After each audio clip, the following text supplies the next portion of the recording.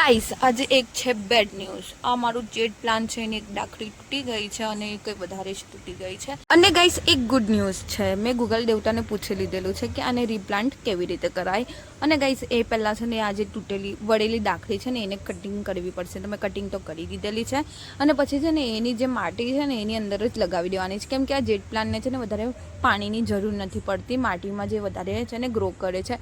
તો બસ મેં એવી રીતે લગાવી દઉં છું। બસ હું ખાલી એ હોપ કરું છું કે આ મુરઝાય નહીં પ્લીઝ। અને ગાઈસ મને લાગે છે કે એવું છે ને આ વધારે છે ને એમ એ નથી થતું, ડ્રાય નથી થતું, આવી રીતે ખીલેલું જ રહી છે।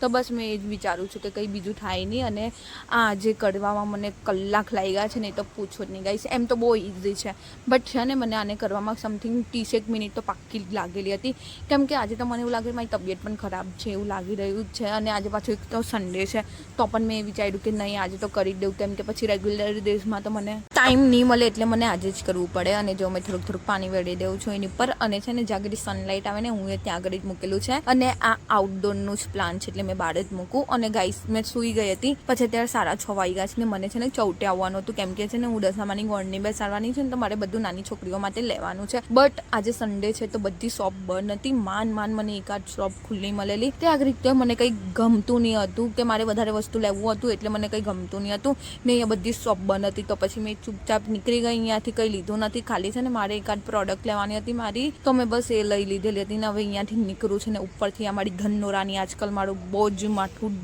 દુખાવે છે તો એને કિક મારીને આવી। અને એક શોપ મને છે ને ટોય શોપ છે ને ખુલ્લી મળી હતી તો પછી મેં ત્યાંથી છે ને આ બેગ લઈ લીધેલા હતા। અને પછી ત્યાંથી નીકળી તો પછી મને બહુ પાણીની તરસ લાગેલી હતી તો મેં શેરડીનો રસ પી લીધેલો